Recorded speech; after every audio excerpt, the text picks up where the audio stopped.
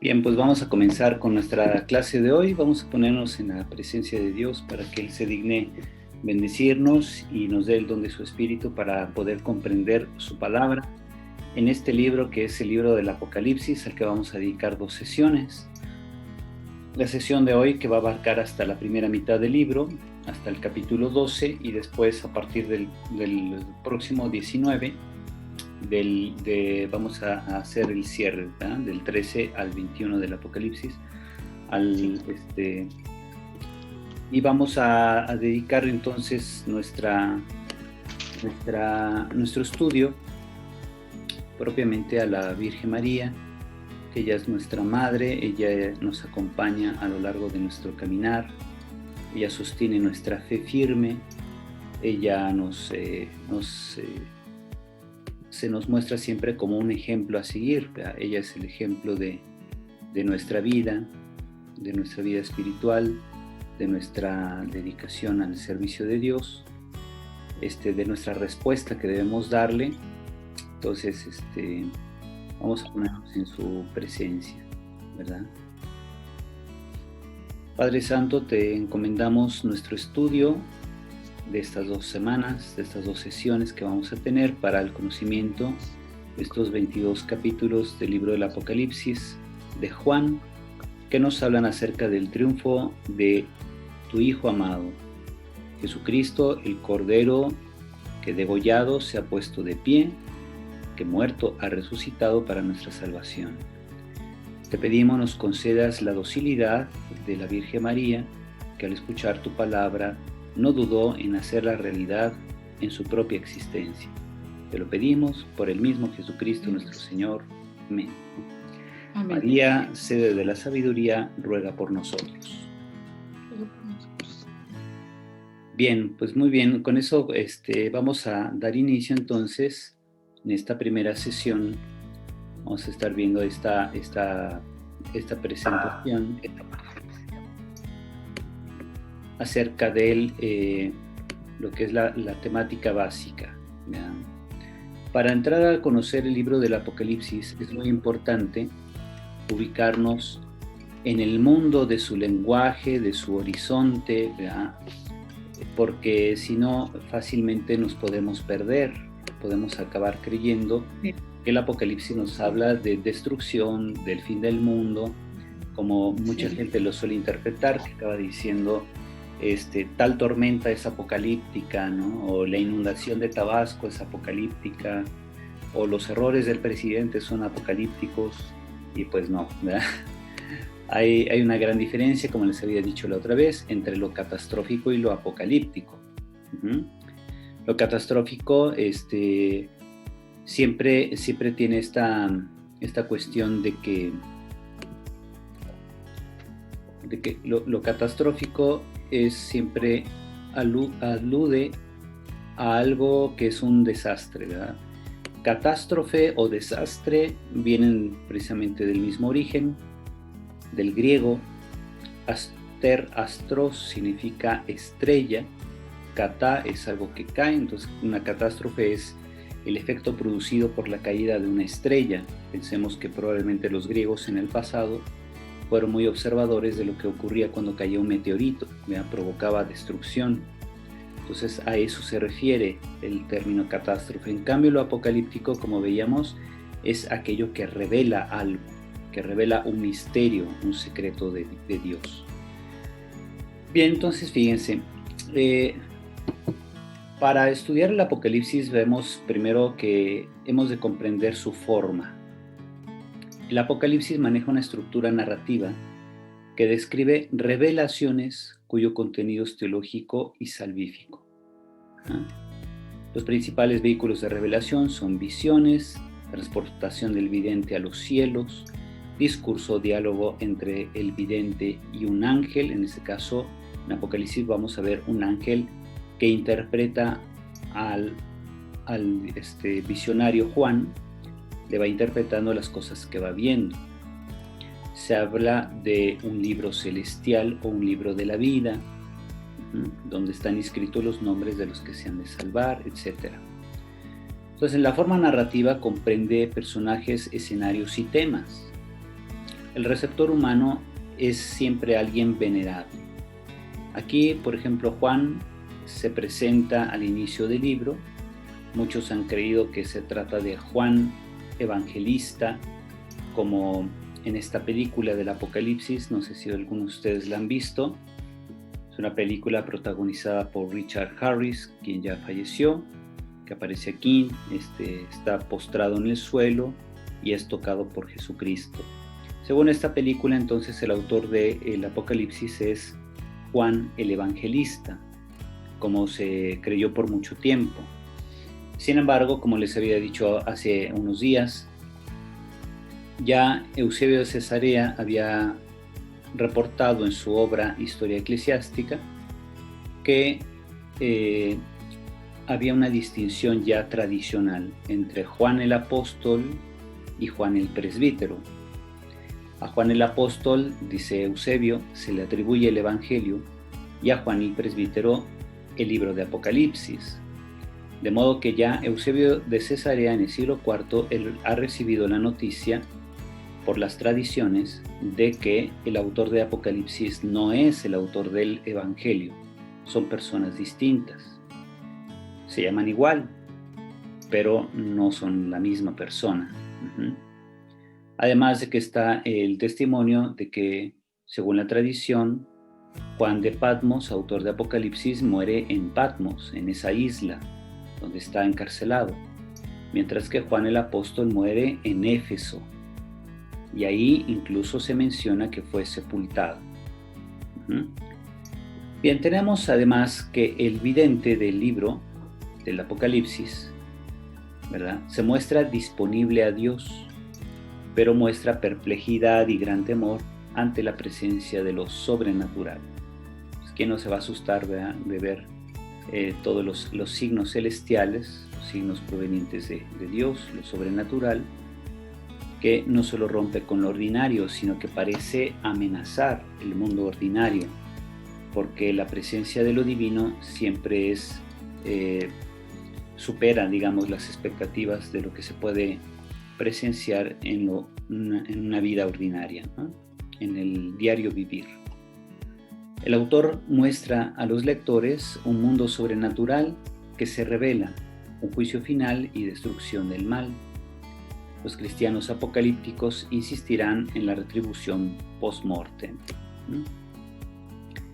Dentro de lo que es el lenguaje apocalíptico vamos a encontrar pues que ciertamente es repetitivo, ¿verdad? Va insistiendo mucho el autor de Apocalipsis en ciertos signos, ciertos números, en representaciones de ciertos animales, como puede ser el cordero, que representa a Cristo, los caballos, las fieras, las bestias, que representan los poderes indomables del mal.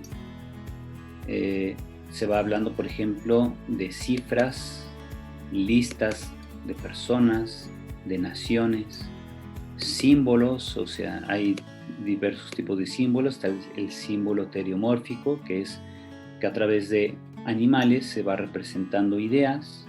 El símbolo cromático también, por ejemplo, que el dorado representa lo sublime, lo divino, lo mismo que el color blanco. Puede ser lo divino o el color de los salvados, de aquellos que han recibido ya la salvación. Tenemos símbolos numéricos, por ejemplo, cuando un número representa algo, por ejemplo, el 12 que representa el pueblo, el 7 que representa perfección, ¿verdad? El 4 que representa lo terreno, lo terrenal, los puntos cardinales, las orientaciones de los vientos, por ejemplo. En cambio, por ejemplo, el número 10 representa algo poderoso, pero no tan poderoso, ¿verdad? El número 6 que representa una imitación del 7, es una imitación burda de lo que es la perfección. De ahí por eso que va a aparecer el número de la bestia como 666, que representa la pretensión de lo diabólico de suplantar a lo divino. Tenemos que precisamente el 666 se resuelve por medio de la gematría, es decir, es el resultado de la suma aritmética de números, que a su vez son números asignados a letras del alefato hebreo. El alefato es como el abecedario para nosotros, ¿verdad? Se le llama alefato porque la primera letra del vocabulario hebreo es alef, alefato. Entonces, dado que los hebreos no tenían números, ellos hacían sus sumas y restas a través de las letras. Les daban una representación simbólica a cada letra, una representación numérica, y entonces cuando uno suma los números correspondientes a las letras que forman la palabra Nerón César, aparece el 666. Aunque, como vamos a ver al rato, hay una variante donde se ve que el número de la bestia es el 616, que aparece aquí en este trozo de papiro. Hay una forma de numerar, bueno, me parece que es otro papiro más bien, ahí se los muestro al rato, que va a representar 616 como el número de la bestia, ¿verdad? Entonces, todas nuestras Biblias en la actualidad nos ponen 666, porque la mayoría de los papiros mejores testimoniados y los códices también más antiguos contienen esa lectura. Sin embargo, hay un papiro de un pueblo o de una aldea que se llamó Oxirrincón en Egipto, que presenta 616 como el número de la bestia, que es el resultado también de la gematría de la palabra o de la expresión Nerón César, pero sin la última N de Nerón, solamente aparece Nero César. Entonces, cuando tú a 666 le restas el valor numérico de la N, de la segunda N de Nerón, la N vale 50, entonces 666 menos 50 te queda 616. Ahora, ese papiro, aunque no está muy testimoniado, no obstante, es muy antiguo, es del siglo III.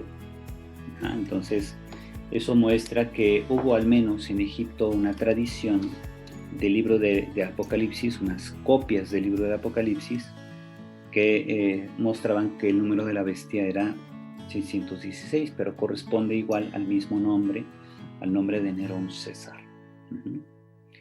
Alguien dirá, bueno, y si el libro de Apocalipsis es de finales del siglo I y en cambio Nerón muere en el 68, ¿cómo es posible que el número de la bestia sea el de Nerón si Nerón ya estaba muerto?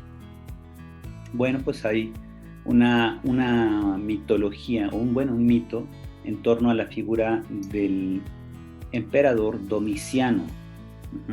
Ya ven que les había puesto la semana pasada un poco sobre eso, que Domiciano había sido el emperador romano que persiguió a los cristianos en las regiones que vimos, ¿verdad? Esas regiones de lo que ahora es Turquía. Y Domiciano se hacía llamar Nerón redivivo, es decir, que Nerón había resucitado en él. Y también se hacía llamar el Dios único y verdadero. Y entonces, como exigía adoración a su estatua, a su persona, pues los cristianos no quisieron entrar en esa dinámica y decidió perseguirlos.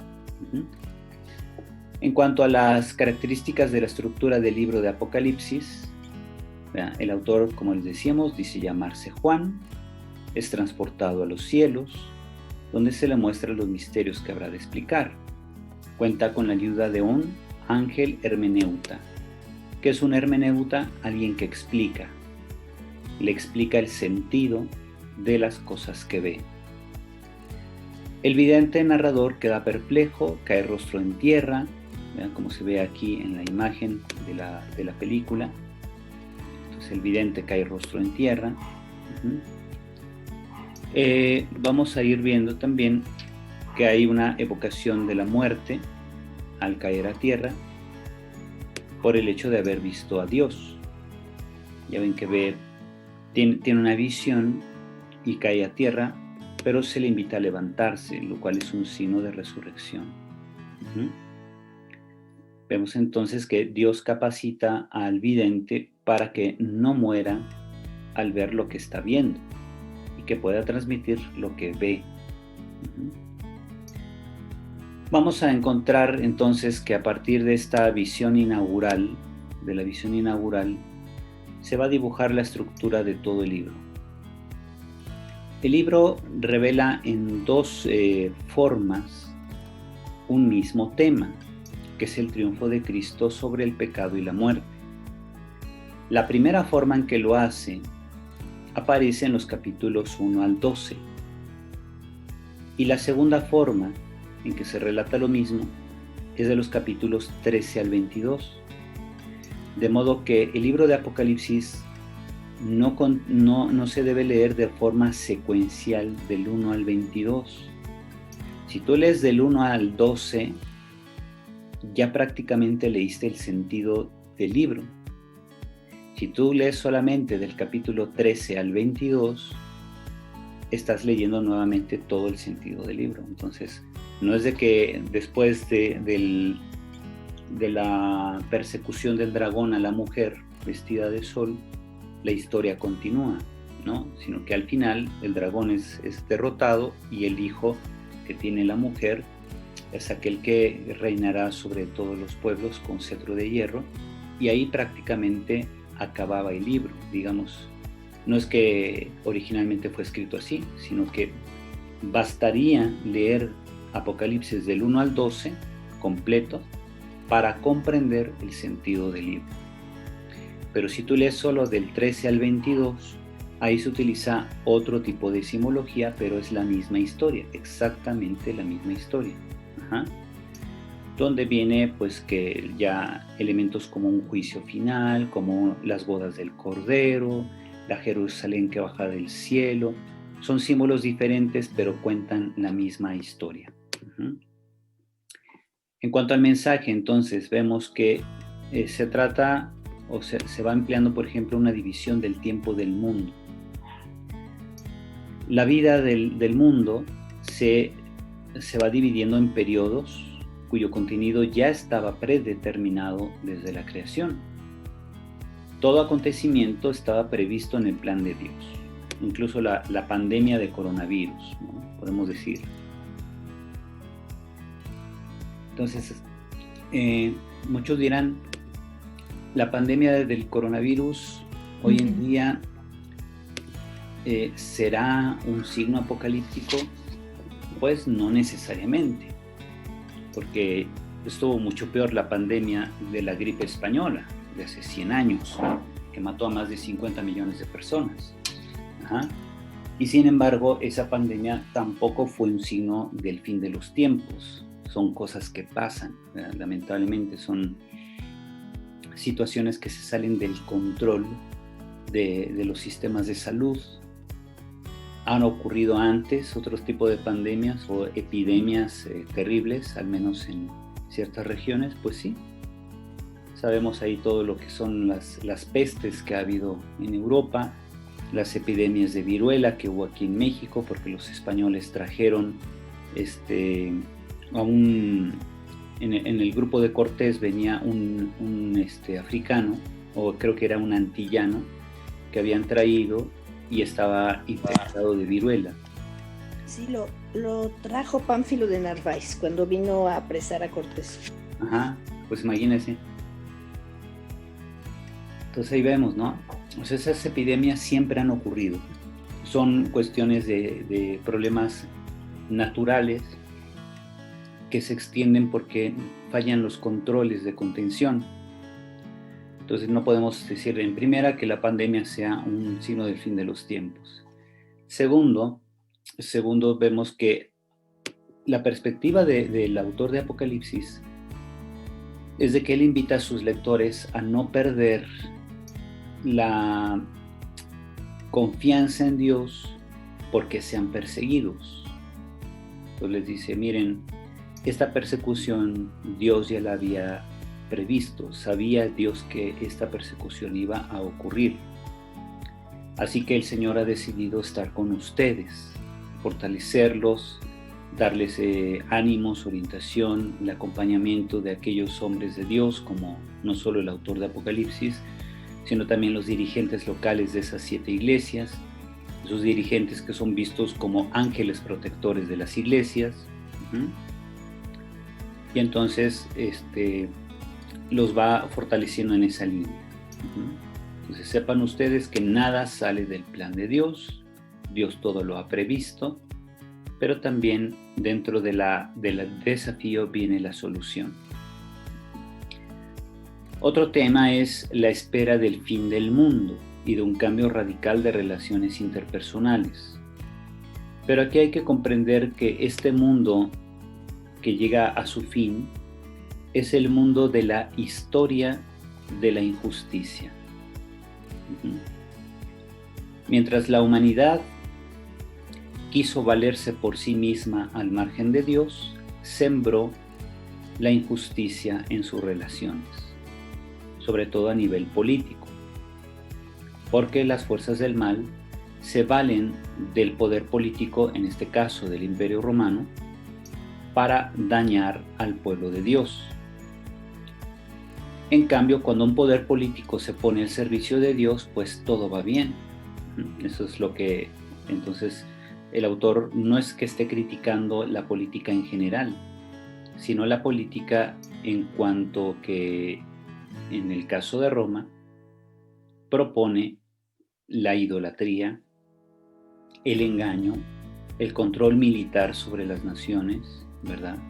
Lo que hace hoy en día mucho Estados Unidos o China, estos países poderosos que pretenden someter a otros, como lo hizo la Unión Soviética en su tiempo también.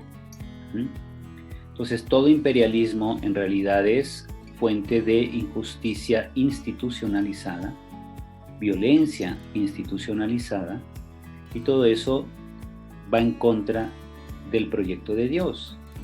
Así sean de izquierda o de derecha, cualquier imperialismo va en contra del proyecto de Dios.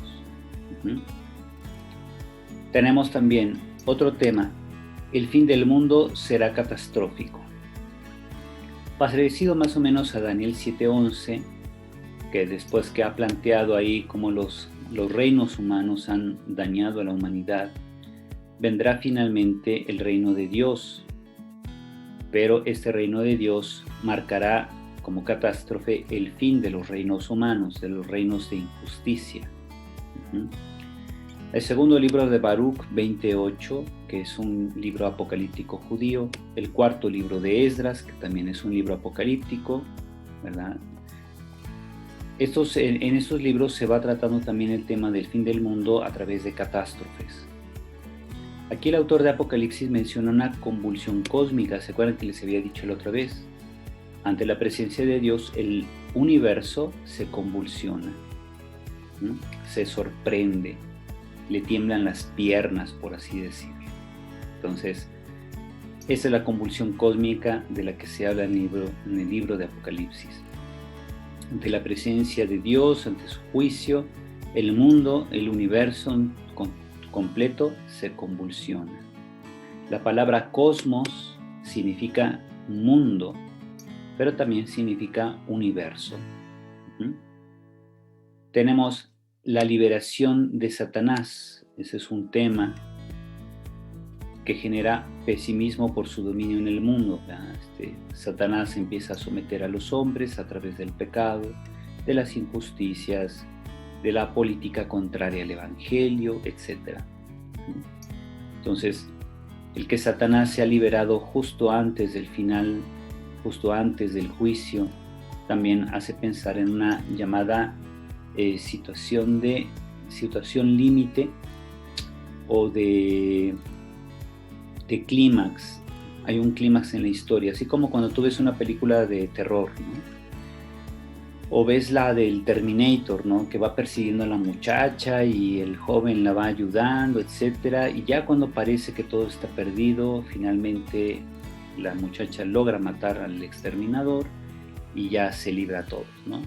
Entonces se llega a un clímax en el que aparece que el mal va a triunfar. Entonces el tema de la liberación de Satanás en las obras apocalípticas tiene esa finalidad de generar un clímax en el que parece que todo está perdido.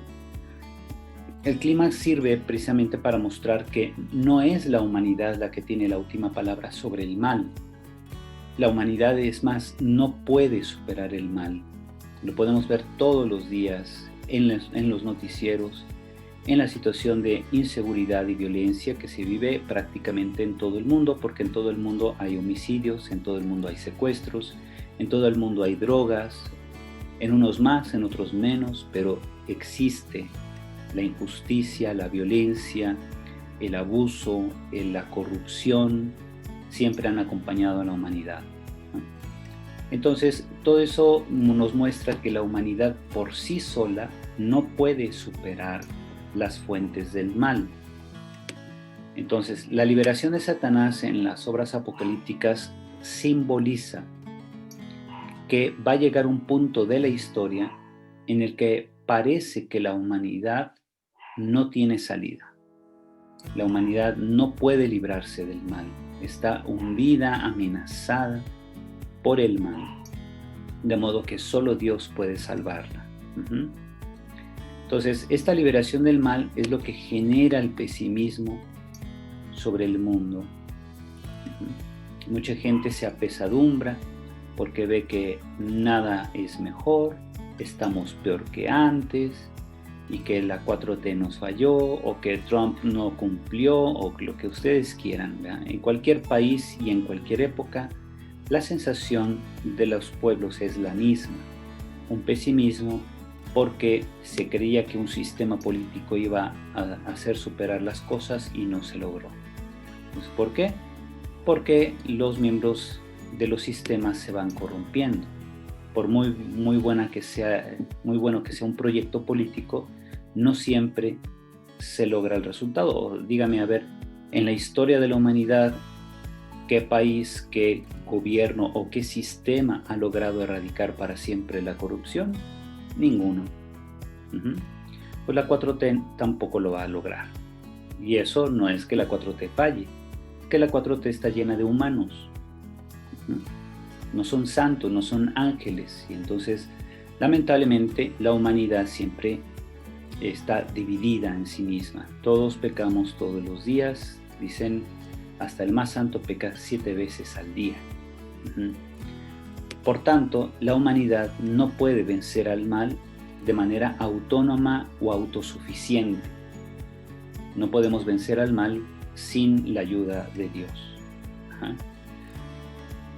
Las destrucciones y batalla angelical que aparecen hacia el final del libro de Apocalipsis van a reflejar precisamente ese clímax.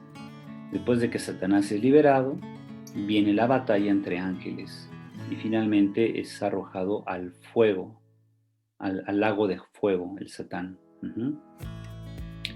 Así entonces el autor describe la salvación empleando símbolos.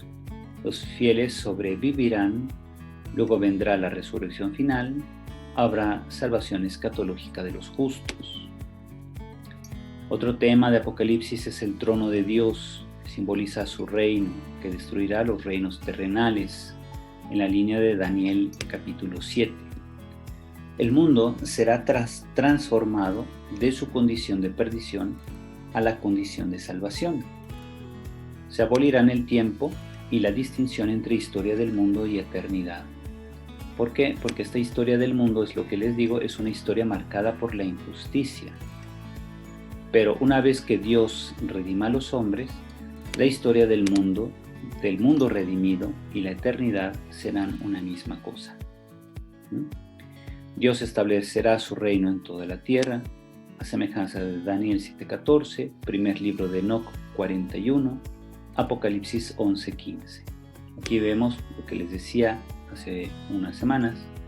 Estamos con la llamada relación intertextual. Así que ya sea que el autor de Apocalipsis leyera el primer libro de Enoc y además leyera el libro de Daniel, el autor de Apocalipsis está utilizando los mismos motivos o ideas de esos libros. pertenece a la misma matriz contextual de la apocalíptica judía, pero ahora esa política judía la cristianiza, porque ahora el centro del libro es el triunfo del Cordero. Como vemos, en Apocalipsis hay una concepción dualista de la historia, la cual tiene dos eones o épocas. El eón presente es este, lleno de injusticias, divisiones, guerras, opresiones entre pueblos, o bien la opresión del Imperio Romano sobre los pueblos de la tierra. En cambio, el eón futuro, que ya actúa en cierto modo en el presente, a través de los efectos de la muerte y resurrección de Cristo, ese eón futuro será plenitud cuando Cristo vuelva. Entonces, aquí se van a manejar los elementos escatológicos del ya, pero todavía no. Es decir, ya está realizada la obra de la salvación, pero todavía no se consuma en todos. Hay un ser intermediario, como ya les decía, hay un ángel hermeneuta, intérprete, el cual es garante de la interpretación de los mensajes de Dios para preparar al pueblo a la salvación final. Entonces, este ángel hermeneuta es fundamental. ¿Por qué? Porque es el que va a permitir que Juan no interprete de modo equivocado las visiones que ve. El ángel más bien es el enviado de Dios que le va diciendo, mira, esto significa esto significa esto, y así. En cuanto a los temas teológicos del libro, el tema principal es Dios, que es presentado como santo, justo, omnipotente, sentado en un trono, Padre de Cristo, y es presentado con una expresión un poco enigmática, el que es, el que era y el que ha de venir. Aquí tenemos presente, pasado y futuro. Por tanto, Dios es aquel Señor del tiempo y de la historia. Tenemos Cristo, es presentado también pues como el Cordero, el testigo fiel, el amén, es decir, el sí de Dios y a Dios, el verbo de Dios, que este es el Cordero, testigo y verbo de Dios son temas teológicos del Evangelio de Juan. Por eso algunos pensaban que pudiera ser el mismo autor. El concepto Hijo de Dios, el primero que lo maneja en la Biblia fue San Pablo, después San Marcos, que redactó su Evangelio en torno al año 70, y de ahí los demás evangelistas fueron tomando elementos de él. Jesús es presentado también como el lucero de la mañana. Aquí viene una expresión muy curiosa, porque a partir de este término se entiende el por qué en el cristianismo de los siglos I, II y III, muchos cristianos se llamaron Lucifer. Lucifer significa portador de la luz. Y era un título de Cristo, que aquí en Apocalipsis es lucero de la mañana. El lucero de la mañana, pues el que vemos todos los días, es Venus, ¿verdad? Venus es ese planeta que brilla mucho cerca de la aurora del sol. Antes de que el sol salga, se alcanza a ver Venus. Y las civilizaciones antiguas consideraban que era una divinidad, una pequeña divinidad en comparación al sol. Bueno, el lucero en la mañana aquí es aplicado a Cristo en el libro de Apocalipsis, y como les decía, muchos cristianos llevaron el nombre de Lucifer. Así que Lucifer no es el nombre del diablo como la mayoría de la gente piensa, es un título de Cristo, que se menciona incluso en el pregón pascual, el lucero de la mañana, que no tiene ocaso. Tenemos también que incluso hasta hay un santo, San Lucifer de Cagliari, en Italia, que fue secretario de San Atanasio, allá en el siglo IV, Entonces, así que imagínense, Lucifer está en el cielo porque es un santo. Uh-huh. No es el Satán es otro, ¿verdad? Pues ahí vamos teniendo noticia de estas diferencias, ¿verdad? Y de cómo se hacen las grandes historias, ¿verdad? Cuando la gente ya empieza a inventarse sus cosas. Tenemos, por otro lado, que Jesús es mostrado como el esposo hacia el final del libro, ese esposo que ha de venir, que ha de desposar a la iglesia. Otros temas son los ángeles, presentados como sobrehumanos, expresan la manifestación de Dios en la historia. Este punto es muy importante porque fíjense, cuando se empieza a hablar de ángeles dentro de la Biblia, se hace a partir de una imitación de los reyes de la antigüedad. La palabra rey en hebreo se dice melech, y el mensajero del rey se dice malach. Fíjense, hay una gran semejanza entre las palabras. Melech, rey, malach es el mensajero. Los melachim, el plural de malach, son los mensajeros.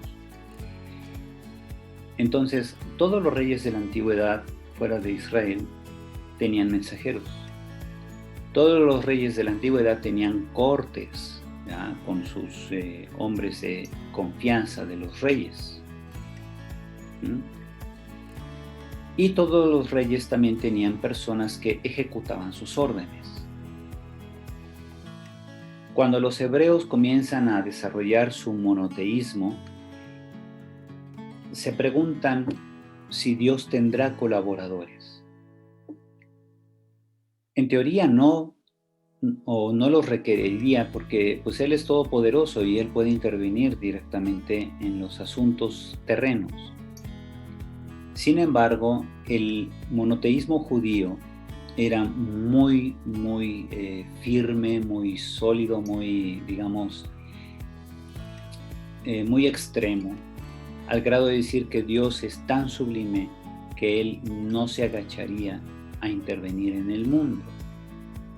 Y entonces, para intervenir en el mundo, se empezó a generar la idea de que Dios iba a valerse de colaboradores. Cuando los hebreos estuvieron en Babilonia, ahí conocieron más acerca de las formas de gobierno, de los mensajeros, emisarios y ministros de los reyes, y conocieron también el mundo sobrenatural del panteón de los babilonios, de los persas, etc.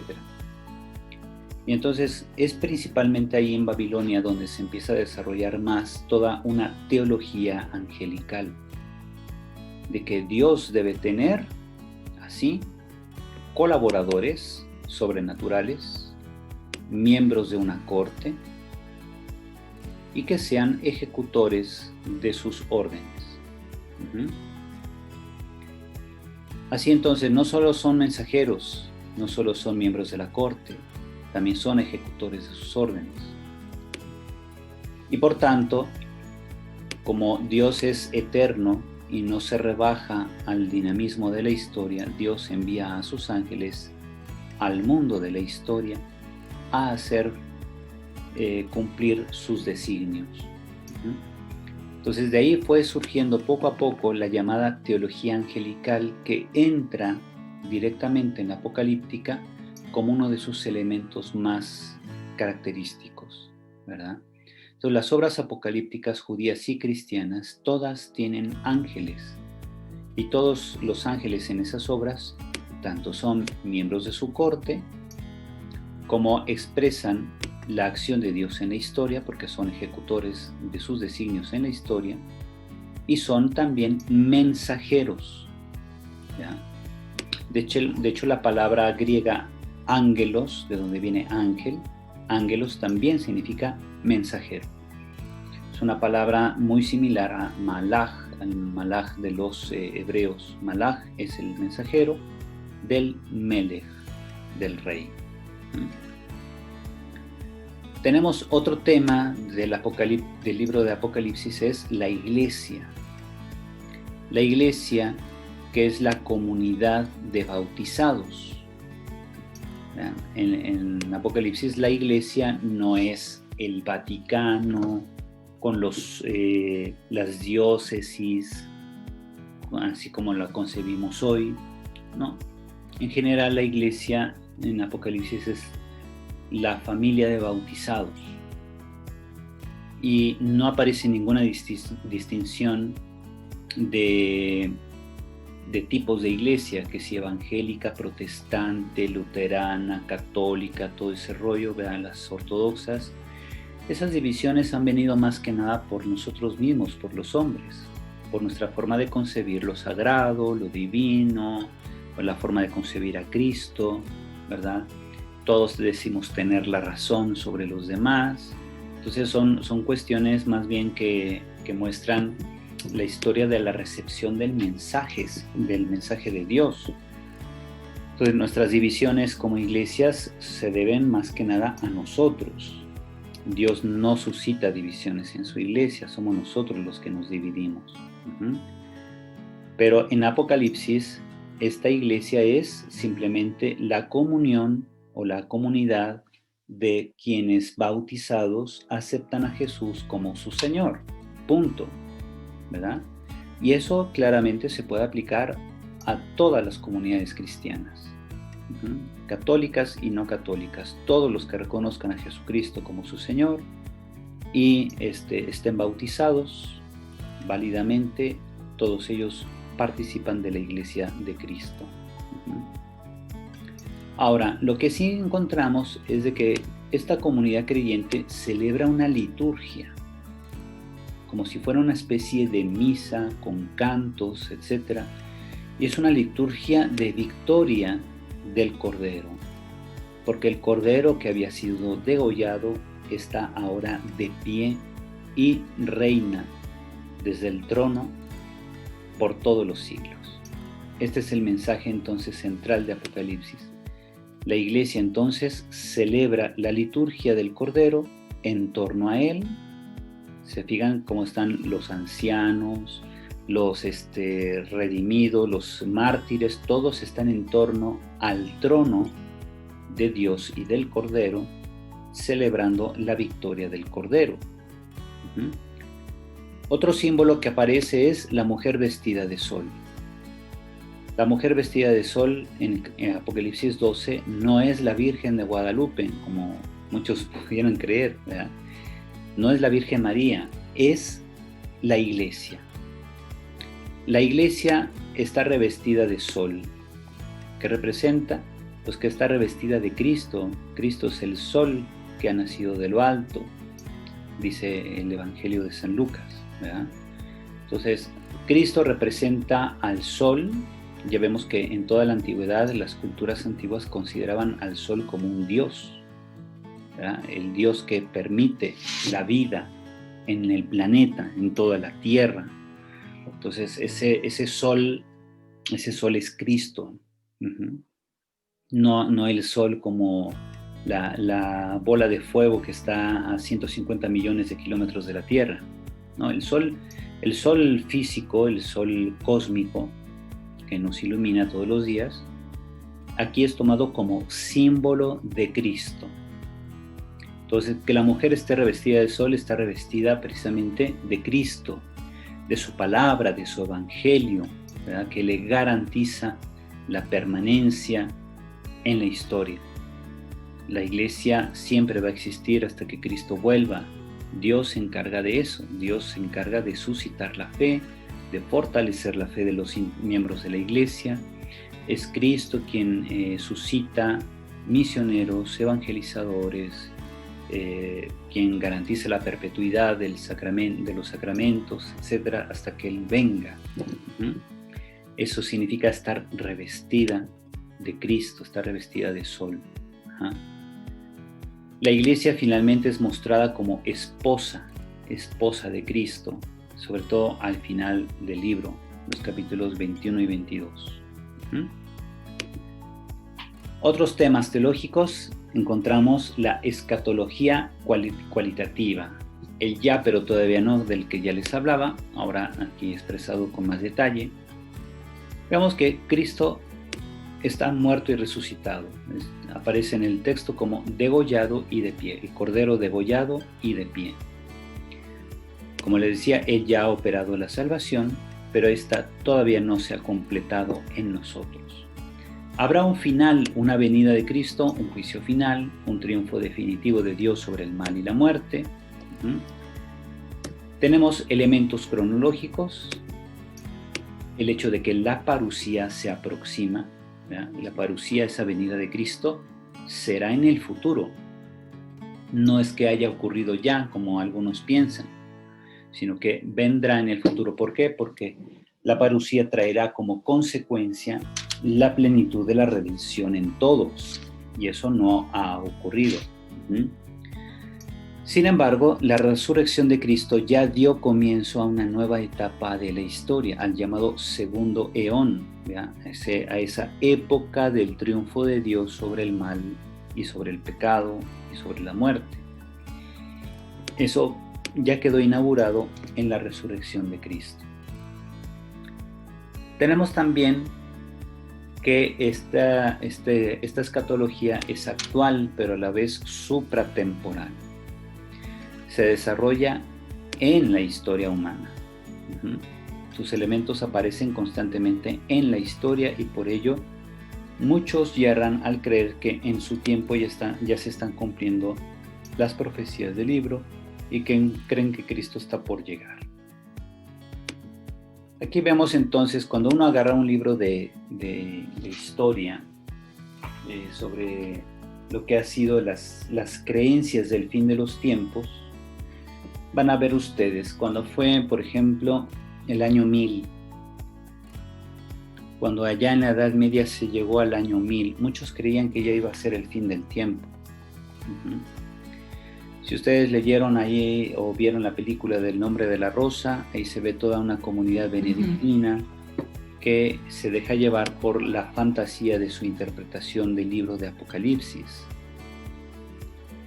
hasta que llega un monje franciscano que investiga ahí lo que está sucediendo en el monasterio y dice, aquí no hay nada de diabólico ni de apocalíptico, aquí hay un asesino que está matando a los monjes porque no le gusta que se rían.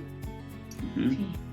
Y entonces, pues nada que ver con el Apocalipsis, pero esa película refleja muy bien cómo en época medieval mucha gente dedicaba mucho tiempo a este tipo de fantasías, de interpretar que el fin estaba por llegar porque se estaban supuestamente cumpliendo los signos del fin de los tiempos.